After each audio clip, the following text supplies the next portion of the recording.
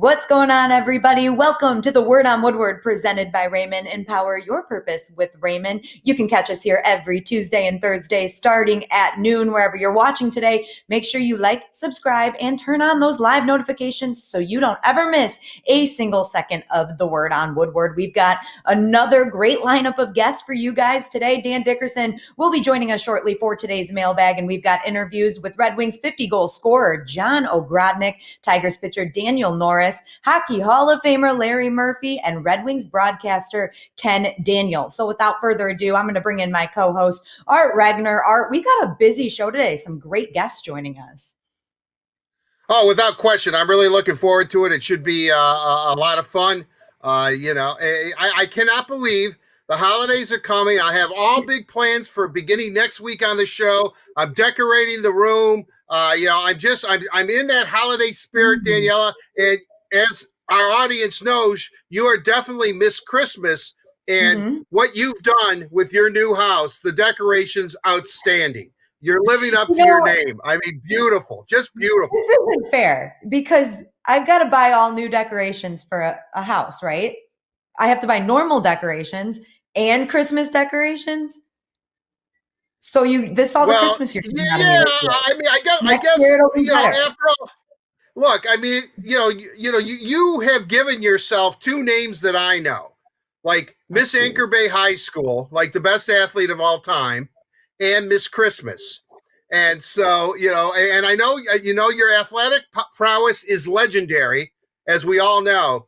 And I now want to see your Christmas spirit come full circle. I cannot wait to see what your beautiful home looks like on Tuesday. I expect it's going to be all kinds of lights, all kinds of everything. It's going to be beautiful. Don't hold your breath on that one, Art, but sure. And I wonder if any of my disappointed listen to this show because they're probably like, what the heck is she talking about on here? But anyway, oh, wow. Now you're fixing your hair too. Interesting. Oh, yeah. All right. I'm going to be Daniela. I'm Daniela right now. Wait. I've got to stop us before this gets too far. We're getting into the big three presented by Kevin. All right, yeah. A lot of news going on. Of today's big three the Rule 5 draft is tonight. We've spent a lot of time here on the Word on Woodward talking about the Rule 5 draft because it really is such a unique thing to baseball. Any prospect around the league for any team that was not protected and put on the team's 40-man roster is eligible for the Rule 5 draft. And the Tigers have the third overall pick in the Rule 5 draft tonight. And they've made it seem like they may be selecting somebody. Again, you do not have to select somebody in the Rule 5 draft, but the Tigers have an open roster spot. So, Art, are you anticipating a selection tonight? Not only am I anticipating, I am expecting the Tigers to take Omar Estevez from the Dodgers. 22, really? second baseman, because he's an infielder. He's a second baseman. He was a really high prospect. I believe they signed him for a lot of money out of Cuba. The Dodgers hasn't lived up to it. Only 22. They need help at second base. Omar Estevez. I want to make sure I pronounce his name correctly. I do not know if he's related to Emilio and Martin Sheen, but that would be really Charlie Sheen too. That would be kind of cool though, because as we all know, Charlie Sheen's real last name is Estevez, as is Martin Sheen's last name. And Emilio Estevez, of course, kept the name, made famous by the Mighty Ducks movie. Omar, I want to see you in the Old English D. Get it done, Alavila.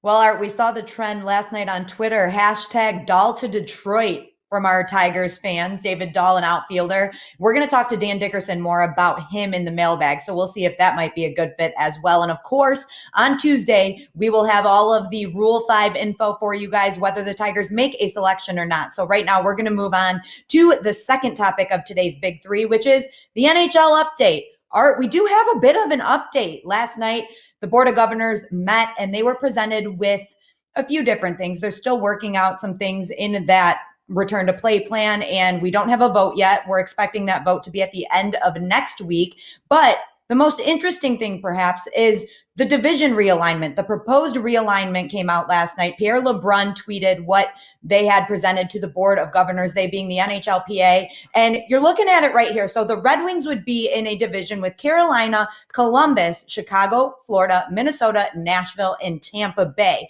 which is interesting, Art. And the reason I find it interesting is because I expected at least one of the two, when you look at St. Louis or Pittsburgh, to be in the same division as the Red Wings. So what do you think of this proposed realignment? Well, I think there's two things when you really hone in on it. And we're going to talk to Larry Murphy about this as well as Ken Daniels. Red Wings are in a great division.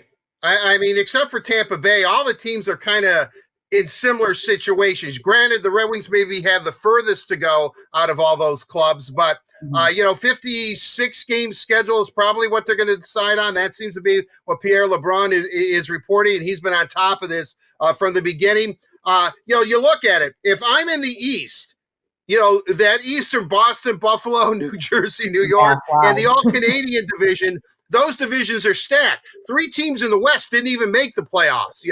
We're part of the group of 7. So, and what they're going to do in the first 2 rounds, they're going to play within the division. So there's going to be a lot of angry teams, I think, in the East division and in the All-Canadian division because, maybe the Red Wings division, except for Tampa, everyone's kind of struggling in Detroit somehow. I'm not saying this is going to happen. Sneaks into the playoffs, with I don't know how many points or there'll be like 56 game schedule. What's that? 112 points.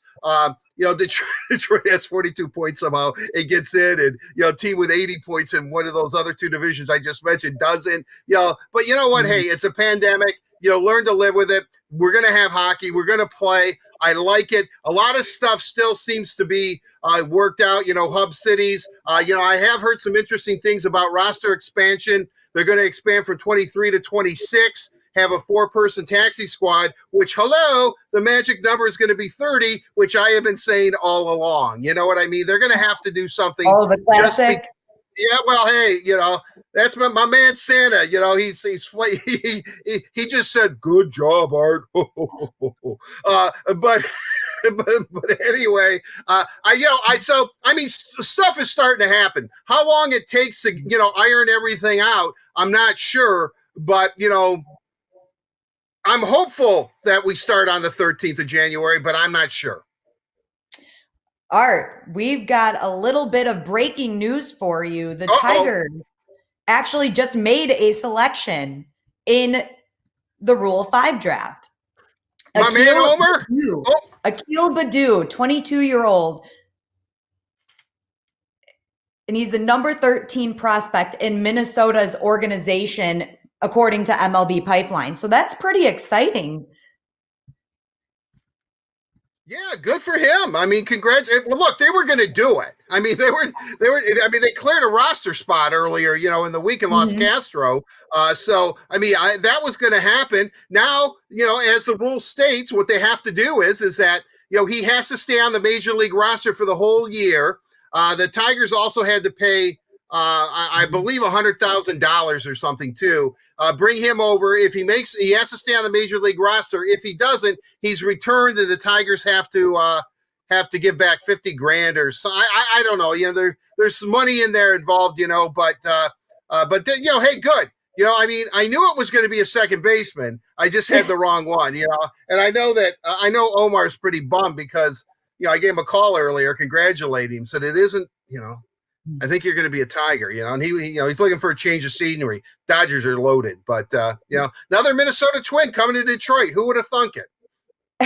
Who would have thunk it? We'll definitely talk more about this later in the show, you guys, when Dan Dickerson joins us for the mailbag. We're going to move on to our third and final topic of the Big Three, sticking on some Tigers news. Tigers minor league affiliates, you guys. The Tigers officially invited their affiliates for their development program, which are remaining the same. Art, we're excited about this. We're going to see the Toledo Mud Hens for AAA, Erie Seawolves for AA, West Michigan Whitecaps for Advanced A, and Lakeland Flying Tigers for Single A. Now, this is exciting news because even Al Avila himself had said that these teams have been really important in the development of future Tigers players and their prospects. So it's really exciting, not only for all of the players, but all of the people that work for these organizations. We're excited to have them back and be Tigers affiliates. Well, no question about it. I mean, the Erie Seawolves, I guess there was a little talk about that. I know that, their top club is in Toledo. I believe their second top club is now going to be in Western Michigan, West Michigan. And, Lakeland's always been the rookie league. And then Erie, I think it's great. Now, the thing I like about this is where they say, well, they've been invited. That's kind of like when I was in high school. If any young lady was, wanted to be risky enough. I just, make me feel good, invited me to the Sadie Hawkins dance or something. I was there. I accepted. You know what I mean? I think that invite, I love that term. I think that these four clubs are, boom, running, we accept your invitation. We're going. We're there. We're going to do it. And I think it's great. I like the stability too. They've worked with these cities. They've been part of the Tiger organization for a long, long time. I just think that it's, I think it's great, and I'm glad to see, because remember, we, like I said a couple of weeks ago, I love me my Seawolves, and it's good to see that they're still part of the Tiger organization. It is, Art, and that wraps it up actually for our big three today, presented by our friends at Chevy. Chevy cares. That is why Chevy Clean dealers are committed to using enhanced vehicle cleaning measures with CDC-approved cleansers before delivering your vehicle after purchase or service. So when you're ready, you can find new roads with confidence. As we just talked about in the big three, we had a little bit of NHL news happen over the last couple of days, and Carly Johnston has a very special guest to discuss some of that news. That's right. It's time for Catching Up with Carly, presented by Meyer. And today I'm pleased to be joined by Red Wings alum and good friend, John Ogrodnick. How's it going, Johnny-O? Well, I'm bored as can be, Carly, and more than happy to be on your show. It gives me something to do for today with this virus, being stuck at home. So this is awesome for me. That we are. And crazy world, crazy sports world, a lot of things going on. First, before I start asking you some questions, I want to talk about the jerseys behind you. You want to walk us through those? Those are really cool. Well, for the most part, they're basically the All-Star jerseys I kept over the years. I was fortunate to play in 5 All-Star games. The one I'm most proud of is when I was actually elected first team left wing. That's when we had a line of Steve Yzerman, myself, and Ron Duguay, and that's the year I ended up having 55 goals. So that was nice to be voted on as first left wing All-Star. The other ones I'm very proud of, don't get me wrong, but that was a scenario where each team had to be represented, and I was pretty much leading the team in goals and points, and which doesn't say much because in a way we weren't very good back then. Obviously, we were in a rebuilding situation, but it's one of those, Carly, that when you do it and you play, you don't think much of it, but after you've been out of the game for a while, you kind of appreciate it a lot more. There's no question about it. Absolutely. Yeah. We're basically going to touch on everything you just brought up, but starting with everything going on with the NHL right now, we know it's swirling with rumors of a January 13th start date for the season. Fingers crossed. But that would mean a 10-day training camp. Kind of bizarre to think about. How would that affect the players? I think each player is going to be different, when it comes to training camp. Some guys, and it's not a question of being in shape or not for the most part. They can get in shape pretty quick because, unlike in the 70s, I started in the 80s, but in the 70s, guys used to go to training camp to get in shape. They'd be overweight. And, but throughout my career, as time went on, and like I said, I was 80s and early 90s, players are coming to the training camp in pretty good shape. It comes down to timing and everything like that. And, but like I said, Carly, everybody's different. You know what? For me, it's not enough. Basically, when I played, I needed all 3 weeks of training camp, and probably a week into the season. And it wasn't that I was out of shape. The shape. I was in shape and had no problem skating or like that. But when you're a goal scorer and you're going down the wing 100, at a quick pace, and you let a slap shot go from the top of the circle. In training camp, I used to try that, and I used to fall flat in my face and shoot 10 feet wide. So for me, it was just getting my coordination back together, and getting the timing back and all that. So 10 days for me, it'll be a little short. Like I said, after that, it'll probably take me a couple weeks into the season. But like I said, every player is different, and I'm not concerned, I'm being redundant here, but I'm not concerned about the players not coming to camp in shape. It comes down to timing and seeing the ice and being able to move the puck and just getting their skills back. Well, especially with that through this pandemic, a lot of guys haven't had that time on the ice that they usually do.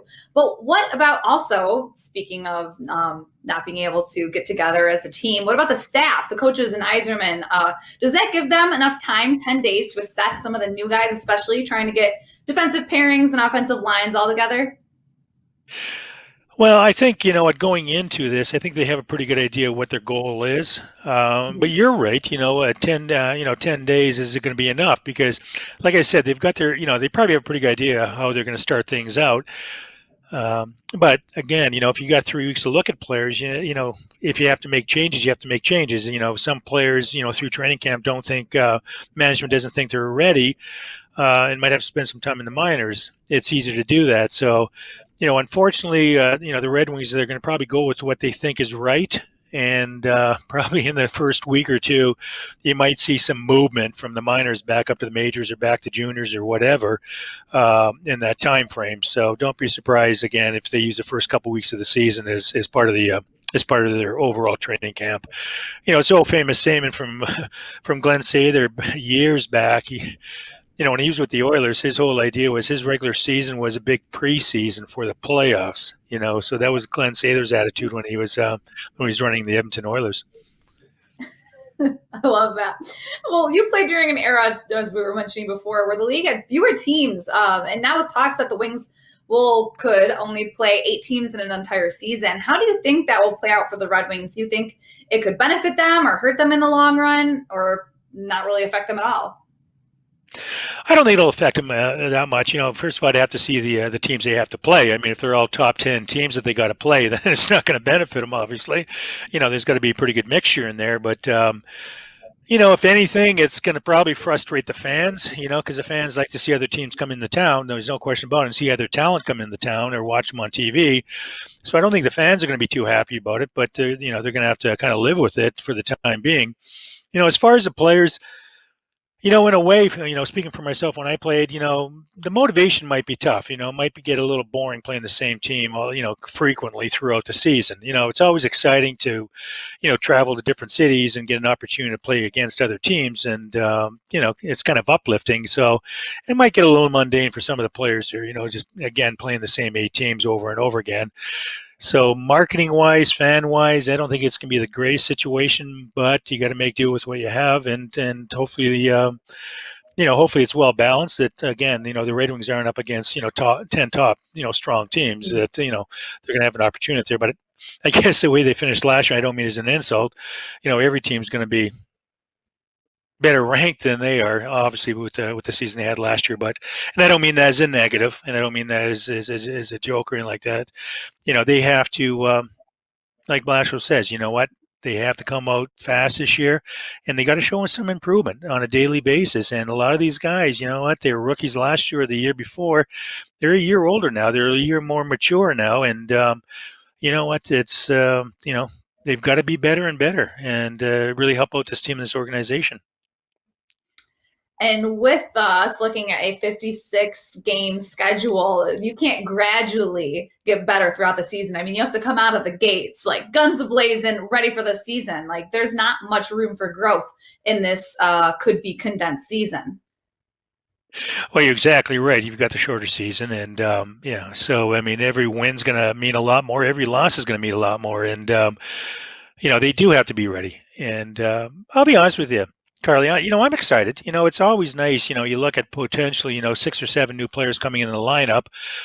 Nothing against the previous players, but again, being an ex-player, going in that dressing room, these players, the original, the players that are still here from last year are going to be pretty excited to see new faces there, new excitement, and hopefully, guys like Stahl, some of these older players, been in the league for a while, and Bobby Ryan, they show good leadership, if not in the dressing room, on the ice, and that's what Steve Yzerman's, when I played in his claim to fame was, he was pretty quiet in the dressing room, didn't say much, and he just, he led by example on the ice, and I think that some of these players, especially these younger players, see these older players come in, and if they start doing that, I think it's going to be, it's going to be very uplifting, for the younger players, and I'm excited. I'm excited to see the change, and I'm hoping, like you are and everybody else, that they get off to a great start, and they're going to be enjoyable to watch. And Because I'm telling you, once you lose, you got to get out of that rut, and now's the time that hopefully, again, with the additional players and the short season, let's see if they can get out of that rut and get the ball rolling. Because once you start winning, it's a nice rut to be in. Also, I have to ask you, who's going to be the Yes. next 50 goal scorer on the Red Wings team? Who's going to be the first to reach it? Oh, I got to say, Mantha. I mean, this guy's got a skill level. He's got a shot. You know what? He's a big guy. He's a strong guy. He's got a quick release, moves a puck well. And I thought last season he was better than the season before, and hopefully he keeps progressing. And he gets out there in the power play. I mean, I can see a guy there. He's getting 50. He's just got to let it go. And I like the fact that they got him at the top of the circle on the point on the power play, because you got to take advantage of that shot. And but he's got a skill level, and his his hand-eye coordination is unbelievable. He's a hell of a golfer. And, changing the subject real quick. It's also going to be tough for the players too, Carly, because I'm telling you, when they don't have fans to play in front of also, I mean, that makes it tough also. It's not a pleasant situation. And I've always said this, especially in the playoffs, during the regular season, it's so long and it's a grind. You're drinking a lot of coffee and you're trying to get up for the games. But, once the playoffs start, and unfortunately I wasn't here so much with the Red Wings, but in Madison Square Gardens, I was with the Rangers. I mean, you didn't need any coffee. I mean, the adrenaline and just the fans and the excitement and all that, and I'm talking playoff hockey, but even regular season hockey, the players like the fans out there because they can motivate them. There's no question about it. It brings more pizzazz to the game, if you will. For lack of a better word, I couldn't figure out what I was trying to say there, but pizzazz will have to do for now. But it is definitely an exciting time to be a Detroit sports fan. I mean, anything can happen right now, really. I mean, you look at the Lions, you look at the Tigers, you never know. So I'm very excited for the Red Wings, and I got very excited hearing you talk Red Wings hockey with me. It gets me excited. Hopefully, this January 13th start date will happen. Johnny, I can't thank you enough for joining me. It's been a pleasure getting to talk with you again on Catching Up with Carly, presented by Meyer. Well, you're quite welcome. I'm more than happy to be here, Carly. Thank you. Hope to see you soon. Daniela, back to you.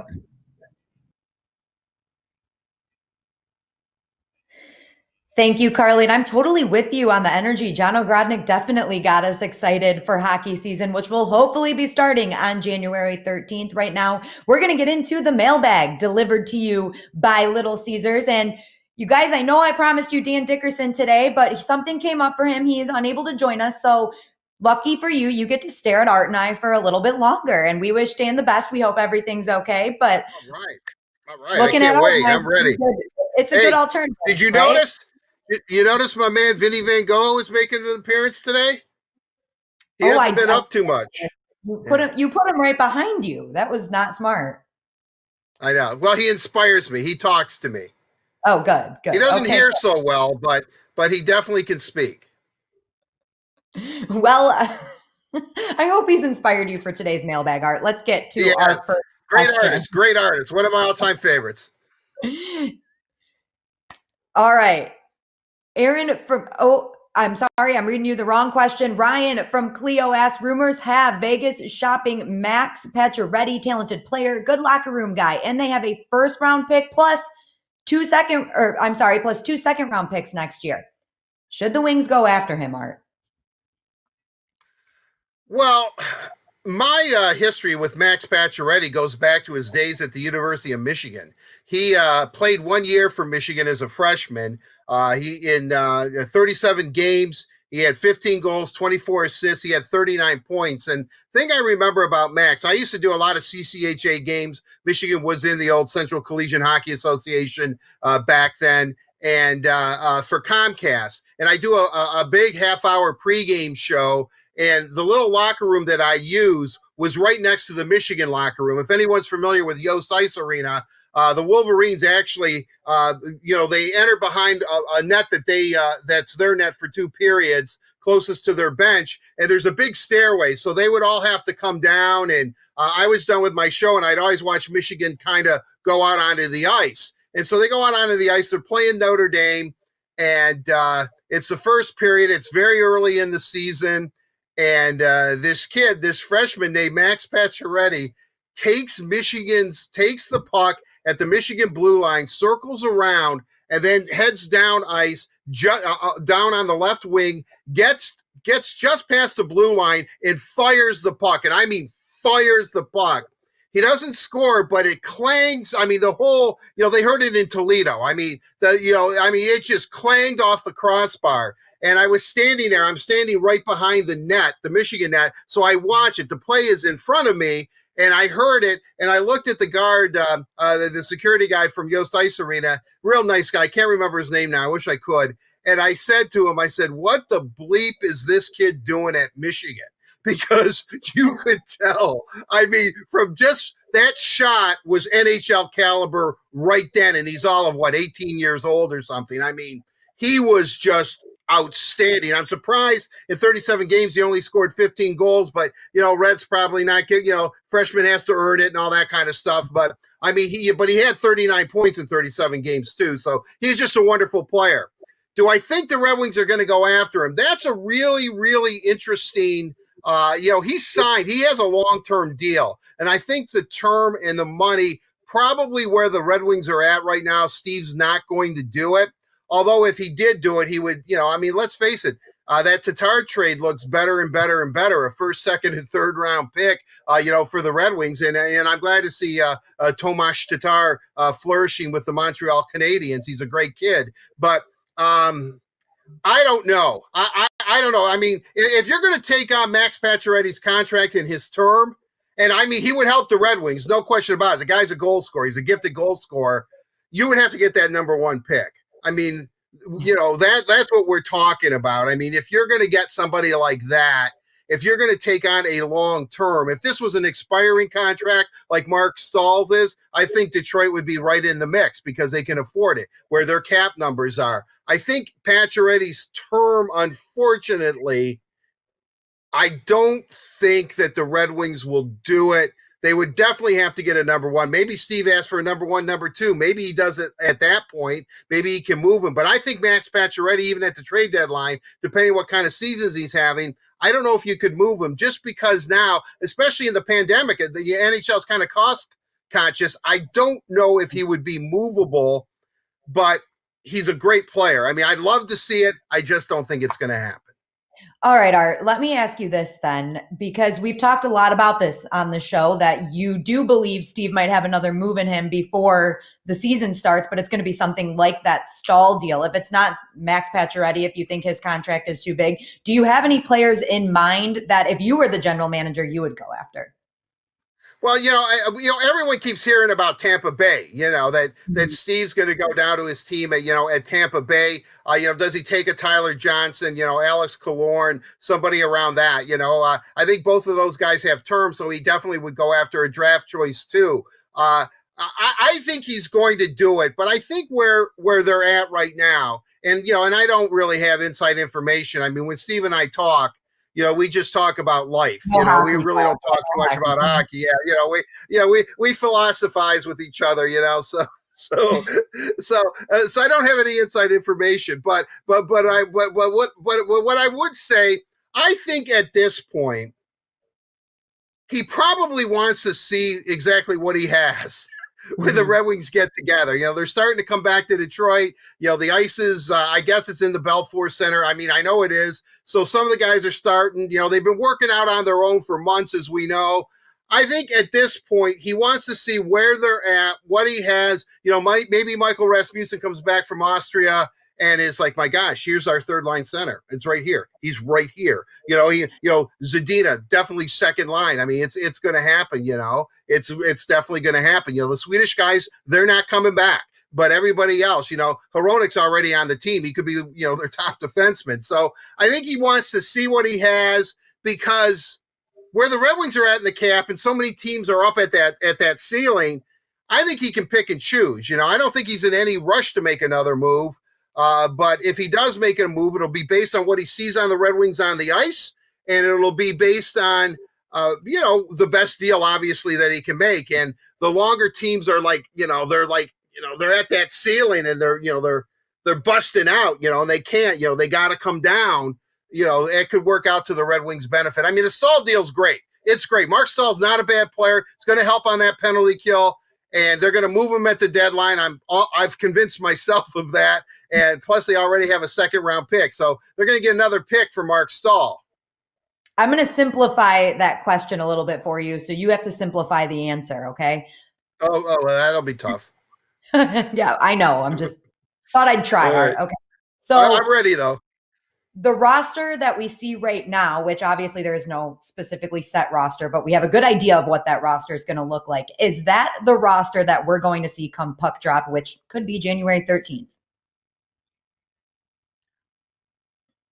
I'm under the impression that the first week or week and a half, the first 10 days of training camp are going to be huge. If someone I love what Steve said earlier this year, where he said, wouldn't it be great if one of these young guys does take, the old bull by the horns and makes this club?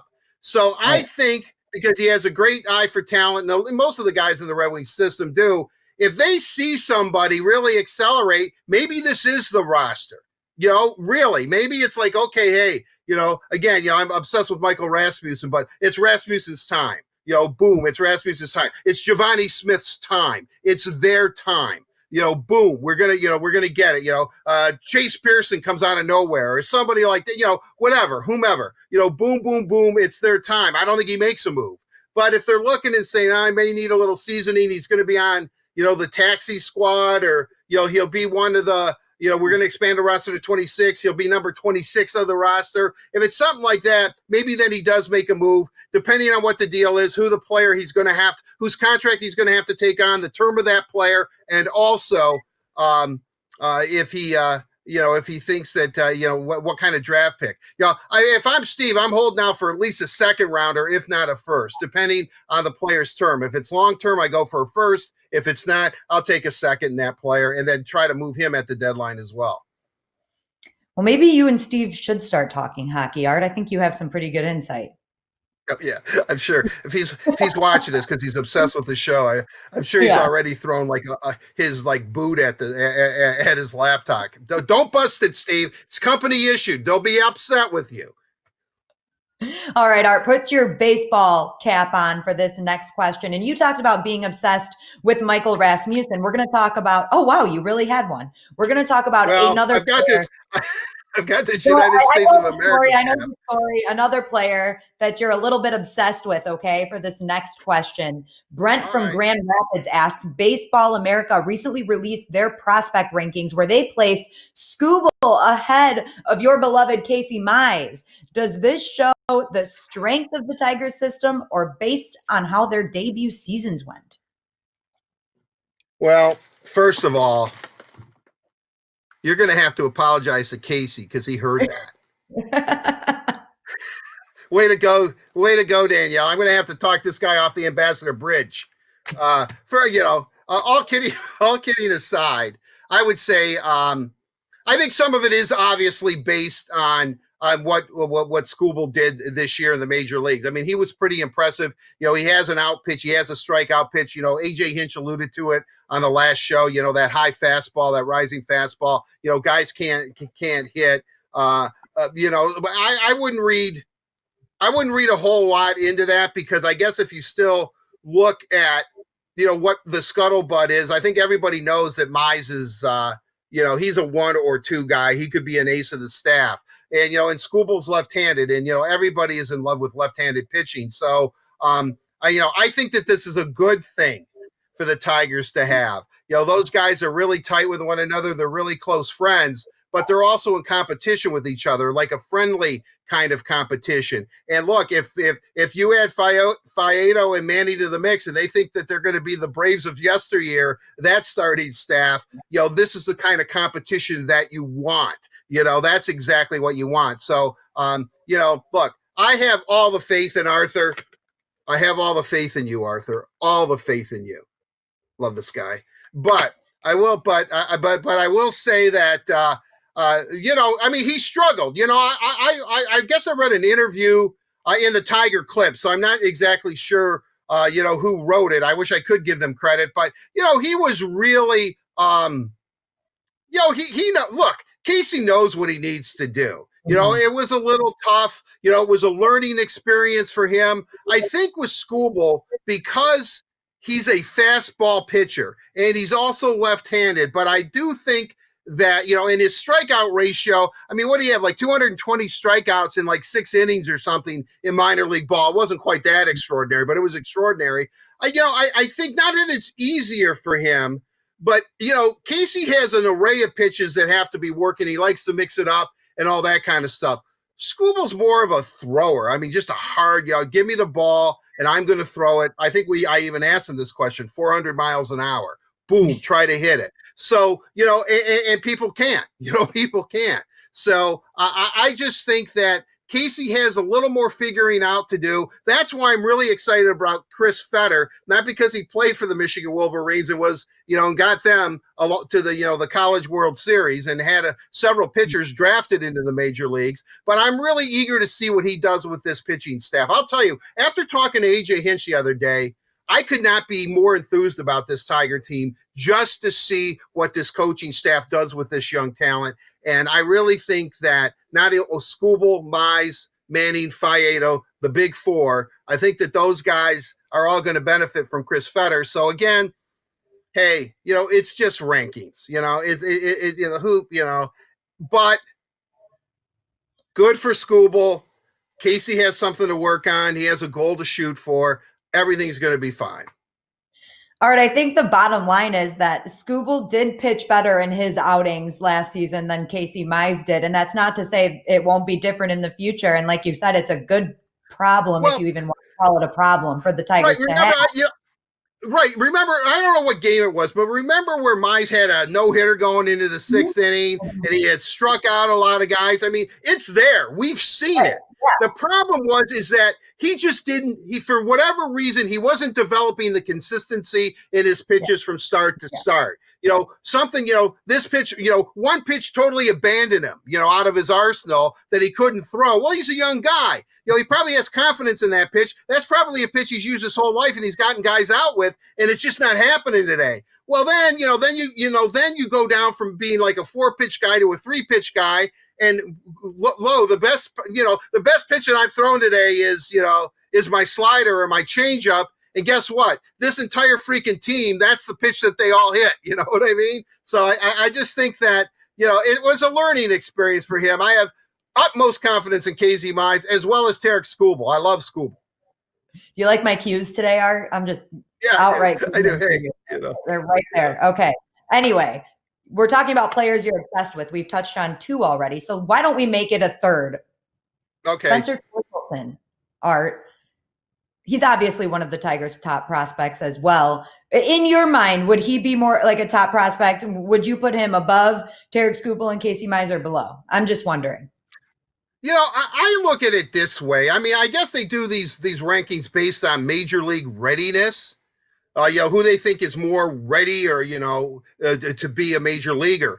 But I would like to separate pitchers and everyday players. I think they should be ranked separately because I think pitching is a lot different and it's a lot tougher, I think, to, Fernando Valenzuela or Vita Blue. I know I'm dating myself. I mean, these guys are once in a blue moon. See, Vita, that's for you, my friend. But, I mean, for that to happen, I think it's difficult. I really think it's difficult. Pitching takes a little bit more time. The torque, again, I mean, I can't wait to see what this coaching staff does with him. I think that there's 2 guys that are on on the fast track to Detroit. One of them, of course, is Riley Green, and the other one is Torkelson. Look, I mean, how can you not be? Look, I mean, we've had a few dark. Seriously though, I mean, there's some talent on this team. I mean, that's pretty exciting. I don't expect the Tigers to be world beaters next season. No one does. But what I do, that 58 game schedule for a team that finished 9 games under 500 at the end, I think was a lot of fun to watch. I mean, because you know why? Because there was potential. There was hope. And I think that the torque is on a fast track. Now, I don't know if this third thing's going to work out. I don't know if he's eventually going to be at first and Jamer's going to go back to third because Jamer proved he's a player. I mean, good things are happening in Detroit. Good things are happening in Detroit, from, the renaissance of the city all the way down. The sports teams are starting to get together. And then, maybe the Lions will catch a whiff of success there, 1 decade or not. Had to say that, Daniela. Yeah, whatever. And I asked you that question because baseball. You dissed my man Casey. I had to bring up the Lions. Well, I was going to tell you that Spencer Torkelson is actually rated the Tigers' #1 prospect by Baseball America. So I was just wondering what you thought. Yeah, so Torque is #1. Well, again, he's the first pick overall, as was Casey Mize, I think. But yeah, I guess look at it this way. He should be, right? Right. Shouldn't the #1 overall pick in the baseball draft last year, who everybody raved about, he was going to break Barry Bonds' collegiate home run record at Arizona State, or the Arizona State record. Everybody knows year in and year out, Arizona State produces a lot of major league talent. So, yeah, I'm not surprised by that. It should be that. What that does is it reinforces that the Tigers and their minor league system, they've rebuilt the minor league system. I wasn't joking with AJ Hinch when I said I kind of forgot the Tigers had a minor league system there for a while, and then it was like, oh, wow, we got to rate them. I guess, well, we'll rate them dead last. And, they've moved up, they're in the top 5, top 2, even maybe top 1. So, hey, I mean, this is good. Everything you're asking me is great. I mean, these are problems that you want to have. Should Torkelson be #1 or should Riley Green be #1? Well, you're talking about premium talent. You're talking about young elite talent. I'm happy. You ready to hit the reset button, Art? Because we're done with the mailbag for now. Oh. You reset for our next segment, Art. Oh, I lied. We have one more question. Reset for the next question. There we go. I thought we did. Well, we do, but you just talked too long, so I forgot that I didn't ask it to you yet. Anyway. Jim from New Buffalo asks, since last week you covered you covered holiday gifts. What gift should we get Jeff Blashill for his birthday today? Happy birthday, Jeff Blashill. First of all, what did you mail him? Well, it was too large what I mailed him, so it's just going to have to work itself out at training camp. Besides, first of all, happy birthday, Jeff. Many happy returns, good health throughout the year, all those things, because, he's a tip-top guy, great human being, known Jeff a long time, and I really have utmost respect for him. But if I could, what I would do is that I would send him or make it an easy decision for a second line center. I know I'm obsessed with that position, but if they combine a guy who can be a second line center and you don't have to break Larkin, Mantha, and Bertuzzi up, a guy that can distribute the puck, makes Zadina better than whomever the other winger is. And there's several candidates. Let's just say Bobby Ryan. If you can get a second line center, that makes the Red Wings problems less. And that's what I would wish him for his birthday. I would get him a bona fide second line center. Like, first practice, they get the lines together. Blashill's out there, blowing the whistle, whatever the coach is doing, gets the whiteboard and, doing all this stuff. And then after, he's not going to tell us. He's not going to tell us that day. But if he walks up to Steve and says, so-and-so, hey, my birthday gift has been answered. We've got a second line center. Boom. That's what I would like to see. All right, so you're getting him a second line center. I'm going to get him a Little Caesars hot and ready pepperoni cheeser because we can get that delivered to him, Art. Just like really? Whoa. You know what? And, let's face it, Blash loves his Little Caesars. You go into his office. He's got pizza boxes all over the place. I mean, he eats one pizza. He just Art is going to start advertising for Little Caesars, you guys. But yes, we're going to send Blash a hot and ready pepperoni cheeser. You get a large pizza topped with classic pepperoni, fresh mozzarella, a toasted Parmesan, and Asiago cheese crust for just $7. Try our no-contact pizza portal or delivery from Little Caesars. And now, you guys, of course, we're going to bring in Carly Johnston for this one and get into Bet You Didn't Know, presented by PointsBet Sportsbook, an official gaming partner of the Detroit Tigers. Carly, Art's giving Flash a second line center, hopefully. That's a big hopefully. I'm giving him a pizza. What are you going to give Flash for his birthday? I don't know. I want Blashill to write a book.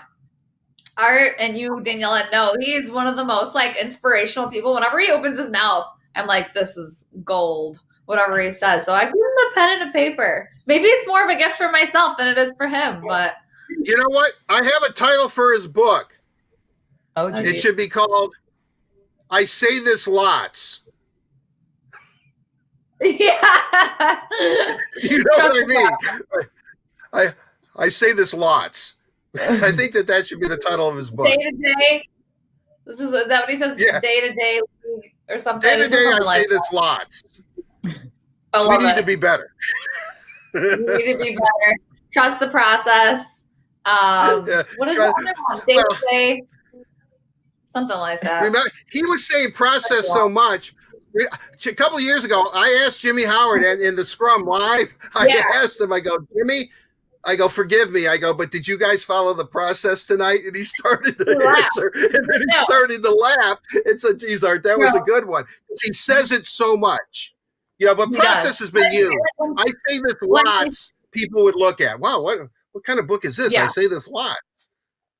When he speaks, people listen. I'm telling you, he's a very well-spoken person, and he's hilarious. Side note, you don't really think about. He's very Jeff funny. Is tip top. He's tip top. Well, he does. He's a good one. I'd be reading it. I think we all would read it. I think a lot of Red Wings fans would read it. But I'm excited for today's Bet You Didn't Know, you guys, because I'm running the show today. I don't have to participate, which you know is much better for me. My track record is not very good. But in honor of Hall of Famer Larry Murphy joining us later, we are going to have some questions that relate to Hall of Fame defenders for both the Red Wings and the Tigers. And to do this, you're each going to get a question. Art's going to go first, and I'm going to ask him the first question. If he gets it right, that's a point for him. If he gets it wrong, I'm going to pitch the question to Carly, and she has a chance to answer it. And then we'll go to question 2. Carly answers first. She gets it wrong. Art gets the chance to answer. And if you guys are tied, well, I'm going to ask you the third anyway, even if someone's winning, because it's fun. It's a good question. It could be used as a tiebreaker if we need it. Okay? Got it? I have doubt that we'll need it, but okay. yeah. You know what? Let's just roll with it, all right? You might be at both at 0. Who knows? Yeah, we could be. I'm gonna have a little rocket fuel for this thing. Thanks. Oh man, Cheers. what's in that? All right, here we go. Question 1. Art, this one is for you. The Baseball Hall of Fame has 22 players who played for the Tigers. How many won a Gold Glove Award? Is it 2, 8, or 5? Wow, 2, 8, or 5. Well, I think it's got to be more than 2. I am probably, in honor of Hank Greenberg, I'll say 5. All right, you are wrong. I wish I had a buzzer. The answer is 2. It's Alan Trammell and Al Kaline. Oh, wait. I get the option. The answer's 2. I'm being a bit. All right, Carly gets the point. That was my plan all along. That's a crime. You know what? That's a joke. No, I'm nulling it. I'm nullifying it, Art. It's still 0. It's my fault. I can't even win trivia when I'm hosting it. Dang it. Anyway, I'll give you the answer for this one, okay? The Tigers have had a number of great defenders, but the Gold Glove only started in 1957. If Lou gets into the Hall of Fame, it'll be 3 Tigers. Okay. You know, I know this segment usually falls off the rails, but I did not think it was going to fall off the rails within the first minute. Yeah, the first question I asked. That's all right. Whoa. We'll give her redeem herself. Wait, so now I get a question. You got it wrong anyway, so it doesn't matter. Carly has a question now. What is your question, Carly? No, I'm saying I think I get the question now, right? You do get the answer. Yes. You do. All right, ready? Question 2. This one's for Carly. The Red Wings have 83 people in the Hockey Hall of Fame. How many are defensemen? Is it 22, 18, or 9? I really want to say 18. I was just looking this up too. I'm gonna go B. I know Art knows the answer.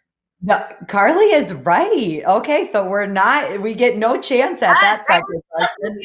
Actually, Larry Murphy was inducted in 2004, and his teammate Nick Lidstrom was the latest in 2015. So yes, 18 of them are defensemen. Wow. And we'll give you a chance to tie it up. If you do tie it up, we're ending it in a tie, okay? Okay, thank you. And yeah, all right, here we go. Question 3. How many Hall of Famers did Larry Murphy play with in Detroit in 1997? Is it 6, 3, or 5? Not counting Larry? Not counting Larry. I'm looking at all of them that we listed. All right, that's very important. Okay, let's see. So, how many Hall of Famers at that time? Okay, you've got Stevie, you got Sergey, you got Brendan. All right, you don't get to like photographic memory of the entire 97 team. Okay, what are my choices again? 6, 3, 5. I'm going to say 6. And you're correct. So we are ending this one in a tie. It is Brendan Shanahan, Sergei Fedorov, Fetisov. I can never say his first name, Art, so pronounce it for me. Fetisov, Igor Larionov, Nicholas Lidstrom, and Steve Yzerman. And they were also coached by Hall of Famer Scotty Bowman. Wow, that I can go on about that team forever. I mean, they first cup winning team in 42 years. I mean, it was just great. Crushing the Legion of Doom. East Coast bias just being, just put a zipper on it. East Coast. The Red Wings were here. Great things. That was a great team. Watching them come together too as an organization, because they were good for a long time. That 89 draft, Steve was obviously already here. Watching them come together, and then, the heartache and disappointment of losing like they had, and then being able to win it when everybody counted them out. Everyone was questioning, Steve's ability as a captain. Detroit's the greatest team that's never going to win anything. And boom, boom, boom. And then they begin in 97. And then obviously, 12 years later, they have 4 cups. So, and back to back, that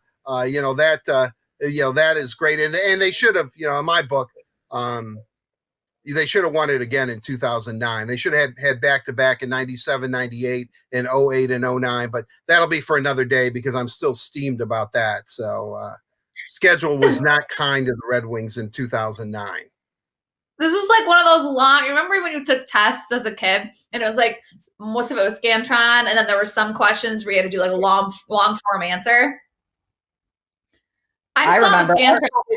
Long form answering, like I think answer, you know what I mean? Like, I think standardized testing was a lot different for me. It was just usually, if it was a number two pencil, and a little sheet where you had to color in the little oval, kind of like when you vote today, depending on your ballot.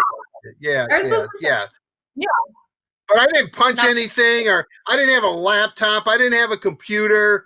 I had to use my own noggin. I had to go to a place called the library where they actually had books that I had to crack open. Encyclopedias. Did they have calculators back then? I'm curious.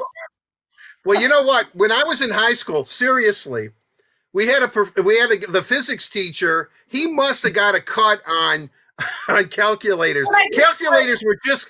I'm talking like 9th, 10th grade. Calculators were just starting to come. And, and like most things back then, calculator was like this big, they weren't those real small things. I mean, they all seemed to be quite large back then. And, and this one guy, I had to tell him, I'm not going to say his name, but I had to say, Mr. Who? Well, this, God, I don't even know if I'd be alive today if I had a phone back when I was a teenager. I got my phone fixed if you guys couldn't tell. Yeah, well, good. How is your thumb doing? Good. My thumbs are good. I swear to God, I thought you broke your thumb. But this guy used to try to sell me a calculator. He'd see me in a hall and he'd go, Regner, hey, do you want you need a calculator? And it's like, buddy, I'm in senior math. We're learning how to multiply. We're learning fractions. I don't need a calculator. Math was not my best subject. But he kept trying to sell me a calculator. And that was the big thing. Everybody in school wanted a calculator. Yeah, I've heard it before. All right. Art saw my signal. That does it for Bet You Didn't Know today, you guys. Bet You Didn't Know is presented by PointsBet Sportsbook, an official gaming partner of the Detroit Tigers. Download the app and follow PointsBet USA on social media for more information. All right, Carly, it is social media time. And now that you have healthy thumbs and a fixed phone, I'm sure this was a lot easier for you. It was. It really, truly was a lot easier. But now that it was easier, I have two great posts that I'd like to share. And sorry to cut you off, Art. I'm sure that story was great. We'll revisit it later and let's socialize.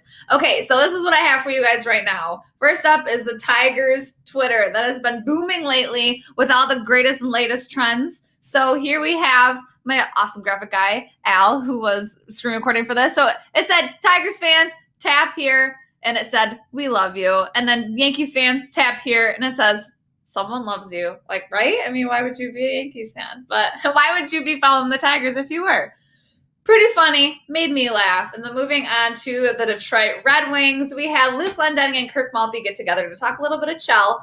And Luke talked about how he, Riley Sheahan, and Tomas Tatar all had really cool sellies that they actually picked up from NHL 94. Let's check it out. Me and Riley and Thomas Tatar, we always used to think it was funny, the celebration, the two hand, the stick over the head. So whenever we would win, we started it in Grand Rapids, and when we would win, we would do that. And then it kind of carried over to Detroit. So when we were in Detroit, we would do it as well. I still do it every once in a while, but not as many guys recognize it. Everyone's so young now. They don't remember that. So it's not as fun just to do by myself. Couple takeaways from that video. Love hearing those two guys laugh. Love seeing Luke Glendening smile without the tooth. Talk about a hockey guy. And miss seeing Riley Sheahan and Tomas Tatar in Red Wings sweaters, but happy they're doing well in the league. So until we reconnect at the end of the show, guys, make sure you're sending in your questions and your comments with the hashtag #TheWordOnWoodward, or head over to my Instagram story and submit your questions there. Carly, I'm glad you mentioned Luke Glendening's tooth, because I was watching that video and I was thinking to myself, when did he lose a tooth? Has that always been that way? Like a month ago, I guess. Oh, no. Was out, or Dan was out shooting equipment. I think they were working out, and I can't remember how he lost it, but he lost it like recently. Well, now he looks like a real hockey guy. I think he's going to play even better this season. Fingers crossed. Fingers crossed. Well, thank you, Carly. We'll talk to you later in the show. As she said, you guys, make sure you are sending in your questions using the hashtag #WordOnWoodward. Wherever you're watching, Carly will find them, and we'll get to them later in the show. We still have some great guests coming up for you guys. We'll talk some Tigers baseball with pitcher Daniel Norris. And later in the show, Art will catch up with Ken Daniels, your Red Wings play-by-play announcer. But for now, we're going to get into Downtown Hockey Town, presented by Labatt Blue Light. And today's guest, we talked about him already in our Bet You Didn't Know segment. Larry Murphy, Hall of Fame defenseman. Larry, thank you so much for taking the time to join us again today. I think you were listening to that segment we had on trivia. 6 Hall of Famers on that 97 team, 7 including yourself. That's pretty awesome. And Art did get that question right. I thought he might get it wrong, but he got it right. Yeah. Well, yeah, I heard Art talking about visiting the library. Who is he kidding? He never opened the book. Yeah, he didn't go to the library. Yeah, come on, Art. But anyways, it was 7 Hall of Famers in '97. I mean, that was through the '90s and the 2000s. And the Wings are fortunate enough to have quite a veteran squad and quite a few guys that actually ended up, as you point out, Danielle, in the Hall of Fame. So, yeah, it's I've said it a million times. I got to Detroit at the right time and joined the right group of guys.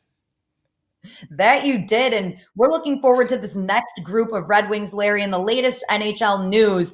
We found out what the division realignments might look like. They're still trying to work everything out when it comes to Hub City's safety protocols, traveling, everything like that. But we do know that the Board of Governors have division realignment in front of them. And the Red Wings division consists of Carolina, Columbus, Detroit, Chicago, Florida, Minnesota, Nashville, and Tampa Bay. Now, I pointed this out earlier when we talked about it in the Big Three, that I thought the division the Red Wings were in would include at least Pittsburgh or St. Louis, if not both. We didn't get either of them. What do you think about that division, Larry, if in fact that is what we see come start?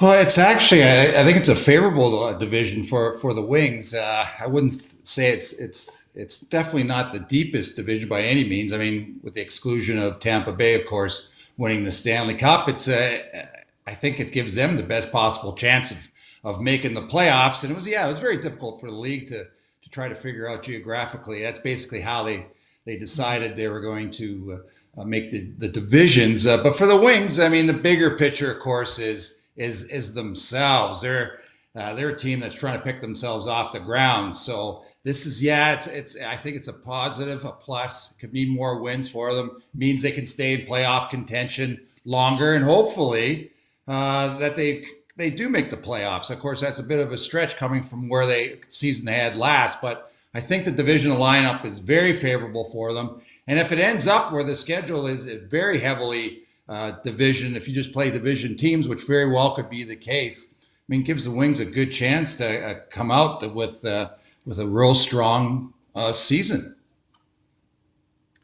Larry, when I look at this division, I really look at maybe the number of games. I mean, the Red Wings are going to play. Everyone's thinking it's going to be like 56 games, which is like 26 games less than I think a regular season. If my mathematics, from all that book learning I did when I was younger, I think it's 26 games. Get out the calculator. But you played in shortened you played in shortened seasons. I mean, from a player's perspective, is 56 games a legitimate season in your mind? And should the Red Wings approach it that way and think we've got as good a chance as anybody? Well, the big thing, and it's the same for all the teams in this situation, is you got to come out of the gate quick. I mean, if you fall to the first 10 games, then boy, it's a tall order to get yourself back in a playoff position. So the games just become that much more important. Everybody's in the same boat. Yeah, I played in the 48 game season. I'd say, it's legitimate. It's a bit different. It turns into more of a sprint than a long drawn out sort of season. But yeah, I mean, this is the world we live in. So you take the best of all worlds. And I mean, Art, we're going to be fortunate if we have a 56 game season. We got to be ready for a potential of a 48. I mean, there's just so many, I'm sure you've touched on it, Art. There's so many issues that still have to be resolved. And of course, the COVID numbers are continuously heading north. So they need contingency plans if things blow up, so to speak, in terms of positive tests among players. I mean, they go back to the bubble. I mean, that's a discussion for another day. But heading back to that initial question, the key for every team is get out of that gate quick. It's going to be a short training camp. There's not going to be any preseason games. And so for Jeff Blashill and his players, he's ready right now for camp, and he wants this team. And I think, just going off on a bit of a tangent, I think for the Wings, it increases their possibility, their chances of making the playoffs by a shorter season. I agree with you, Larry. And I know Carly and Johnny O talked about this earlier in the show, and you briefly mentioned it, the shorter training camp. It's looking like it's going to be a 10-day training camp, but no preseason would really be the biggest thing that would be a huge difference compared to a normal season. How will that impact the team? I guess as a player, how much does preseason actually prepare you? Well, for the Wings, it would have been nice because they have gone with the 6 other teams that didn't play after the COVID suspension. I mean, it's tough. They've been skating, been working hard, but there's no replacement for actual play, actual competition. So it's going to be some unknowns. You want guys to come out and be hot. You want guys like Anthony Mantha to light it up from day number one. But it's going to be a tall order for the Wings. Jeff Blashill is going to do what he can to increase the intensity, increase the competitiveness in the camp, in terms of inter squad games. I'm guarantee you that's going to be part of the formula, is that they're going to set up some sort of tournament, some sort of play where they're going to try to initiate intensity. And that's going to, because you coming out of the gate, boy, you got to be ready because it's ramped up. A regular season NHL game, boy, it's just ramped up from anything that you see normally in training camp. Larry, you bring up an interesting point about maybe 10 days, as Daniela said, about training camp. Now, we've heard, and I haven't heard anything to the contrary, that it does appear that the 7 non-playoff teams are probably going to get maybe, I think they would like a full week, but they would like maybe, go ahead, Daniela. We've got a little bit of breaking news. It's happened while we were on the air. Darren Dreger is reporting that the teams that did not get into the return to play, the non-playoff teams, will get a extra 3 days, 2 days. December 31st is when they will start. And then the other teams will report on January 3rd. So Art, continue with your question now that we do know that. All right. I mean, what's 3 days going to do, Larry? I mean, I mean, is that enough, or is that just, just throwing these guys a bone who really got nothing since March? Well, at one point they were hoping for 2 weeks of camp, early camp, but that, of course, that's long gone, and now it's just going to be a matter of a couple of days if they're fortunate. I mean, that's still not a guarantee, because they're going to want to get going as fast as they can. They because they're not playing in a bubble, they anticipate that they're going to have problems with COVID. They might have to reschedule games, and they need some sort of pad, some date pad in the schedule where they can do that. But boy, as these dates squish down, and we know that this basically they've got to be completed before the Olympics start in mid-July. So I mean, we're a scary situation here, and those 3 days could even go away. It could turn out that they don't get anything. So it's an unfortunate situation, but hey, they've got to deal with it, and it's not something that they can overcome.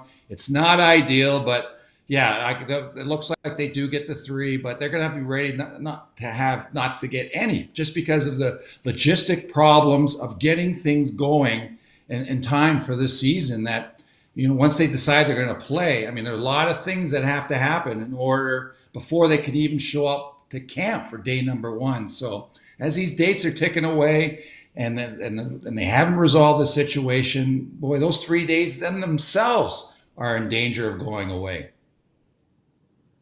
Larry, I want to ask a quick follow-up. Thank you, Daniela, about this. Is that what we've heard about is that most likely it's going to go to a baseball type of schedule where, let's say, if these divisions hold true, the Blackhawks will come in and play a 2 or 3 game series. Again, from a player perspective, I mean, you're used to this during playoffs, obviously, but do you like that? I mean, if Chicago comes in for 3 games, it would have to be 3 games in 4 nights, I would imagine. But, building up rivalries, could we see some rough and tumble, a little bit nasty hockey going on with the way this schedule could be played out?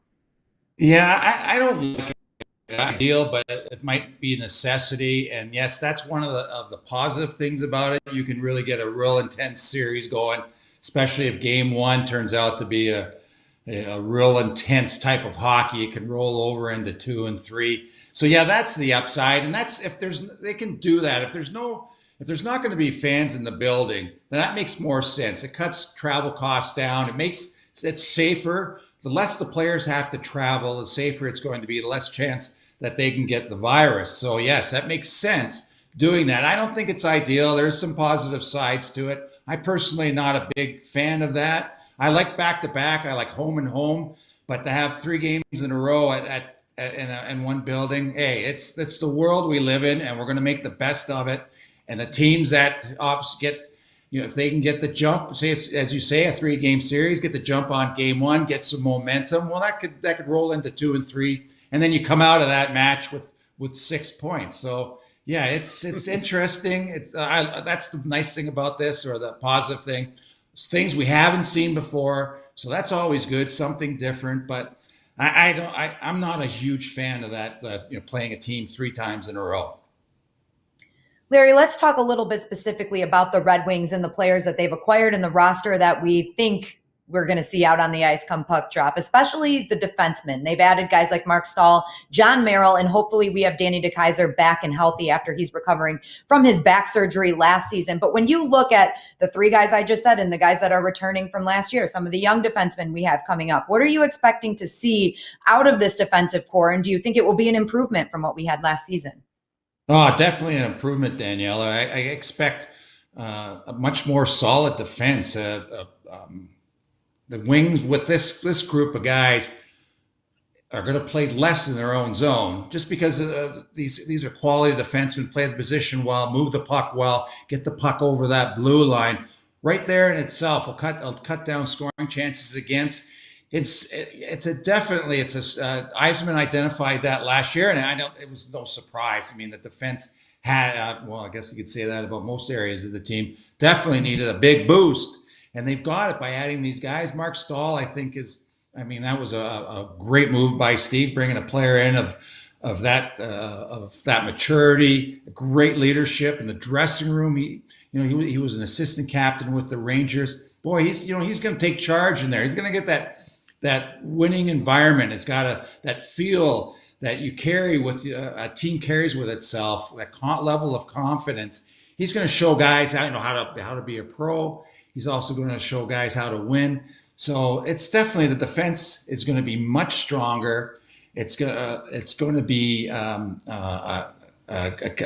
give the team goaltending is going to have more confidence in themselves, because they know when a goaltender plays with a defense that's mishmash all over the place, not playing strong, their confidence gets hit too, because they're thinking, man, I'm going to see some unbelievable scoring chances against. Well, they're going to have much more faith in the defense, that the guy off the side of the net's going to be covered.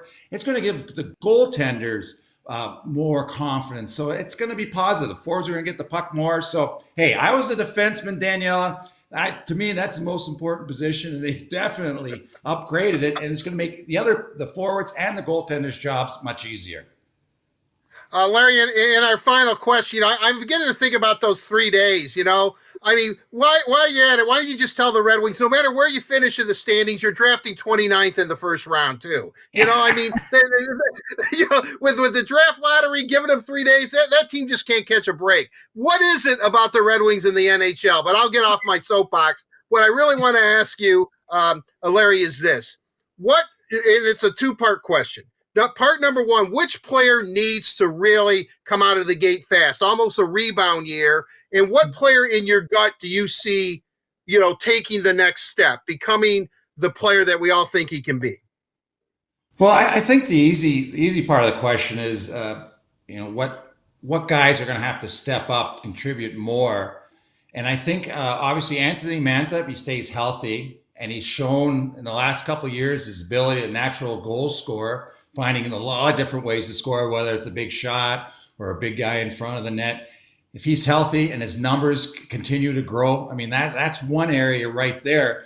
Robbie Fabry's a guy that is very interesting for me. Right there, look at Mantha. I mean, you don't get tired of seeing that. I mean, that's a guy, just sees the corner, picks it. Robbie Fabry's a guy that, he's got rewarded with a 2-year contract, comes to the Wings, really is a high impact guy. And the team, I think their success, the big area they've got to improve is secondary scoring. And Robbie Fabry is a guy that's going to be counted on to provide that. We're going to look, you got to assume you're going to look at Bertuzzi, Larkin, Mantha on that big line. Well, they need that second line. That's the area that's got to pick up. And I think Robbie Fabry's a guy that's shown that he's a legitimate, everyday player in the National Hockey League.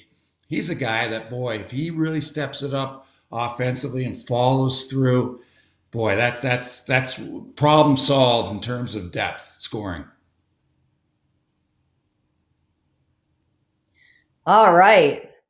That was awesome, Larry. Thank you so much for taking the time to join us today. I was just making sure Art didn't have a follow-up. We have this little thing. Yeah, I know. Art I actually do have a follow-up, but I think the answer would be too long, so I'm not going to ask him. But the importance of a captain. How important is it for the Red Wings to name a captain? Yeah, I think it's important. I think it's time, and I think it's no surprise that it's going to be Dylan Larkin. I think this is last year. Yzerman comes in, wants to evaluate things. Smart move on his part, but I think it's apparent to everybody.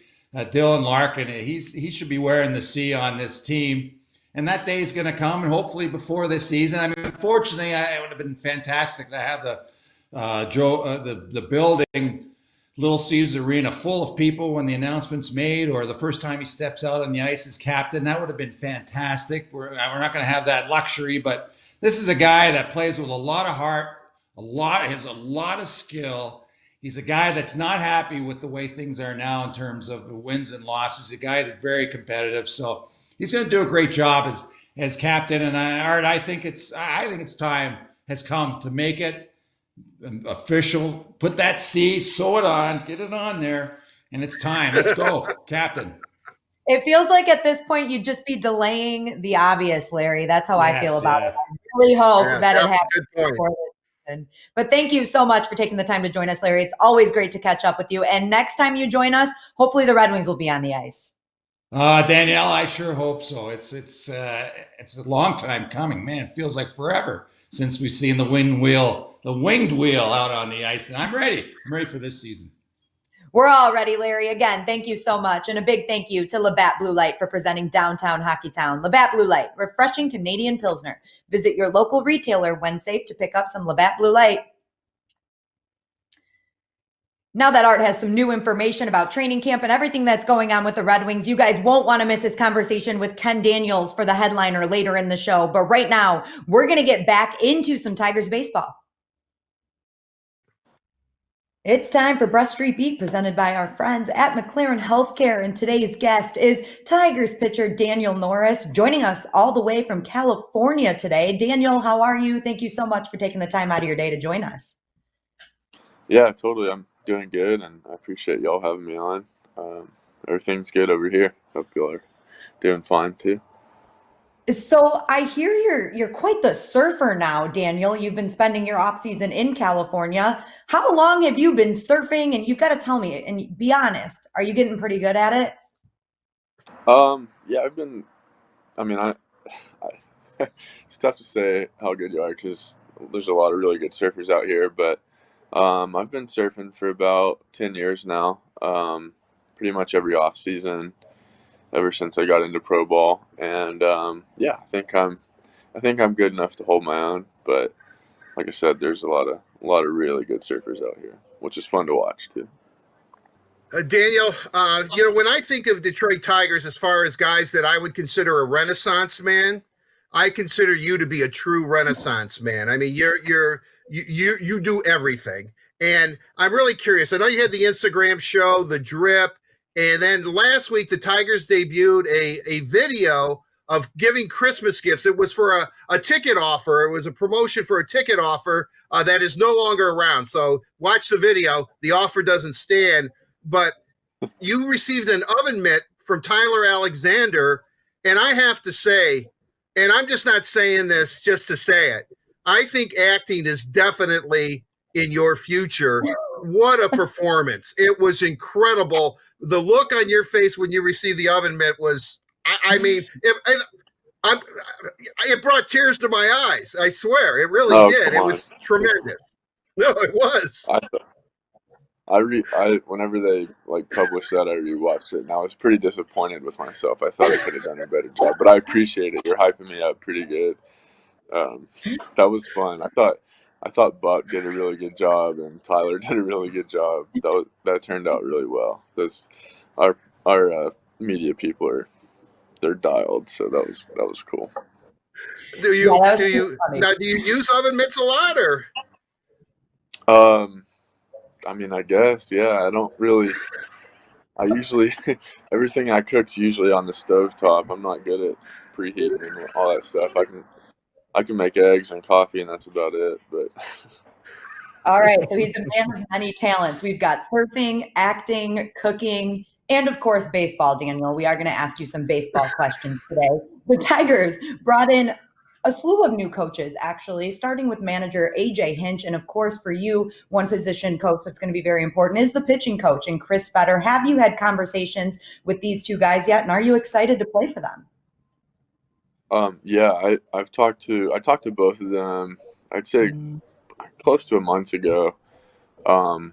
And both conversations were lengthy and really detailed, which was just got me super excited. I mean, obviously when I saw that they were hiring both of them, I was really excited. I mean, I've played against AJ for years, when he was with the Astros, and I've always respected him as a manager, and so yeah, I'm super excited to play for him. And then really excited about Chris. I think that his knowledge of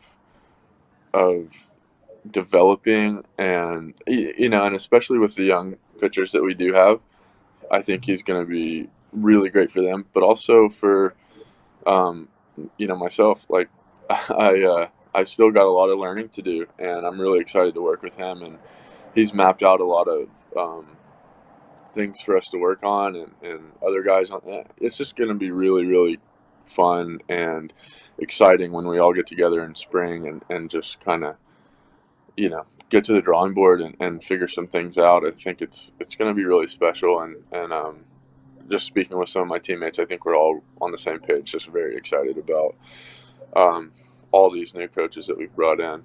We're all really psyched on that.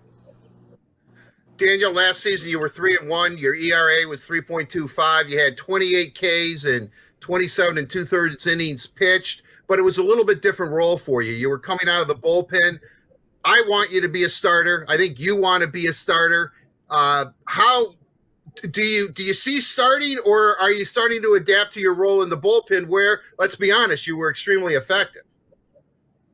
Yeah, it's something that it kind of is what it is, I've always started. That's what I've done my whole life, and I love starting, and that routine is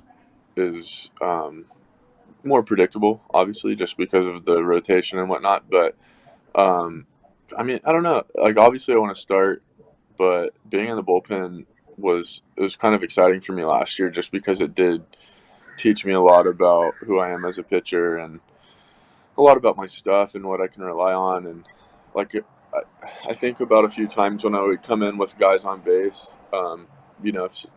If somebody like the starter came out and there's a guy on second or whatever, and that was pretty exhilarating, just coming in. Like, I don't want that guy to score, so you're just going to your weapons right away.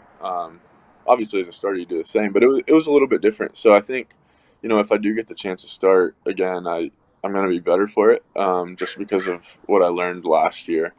Having said that, regardless of my role, I'm just excited to go out there and compete and win. I think, I just really want to win, and I feel like as a team, we're really close. And with this new coaching staff, I think they're going to kind of propel us into a lot of victories. Well, it sounds like the Seagulls there, too, are pretty excited about you starting as well. I knew he was going to say something. I knew it. I should have predicted it. Hey, man, that's cool. I mean, it's nature, you got to love it. Yeah, totally.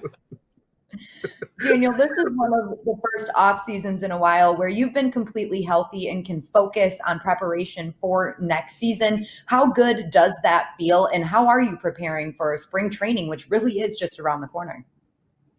Yeah, no, that's a good point.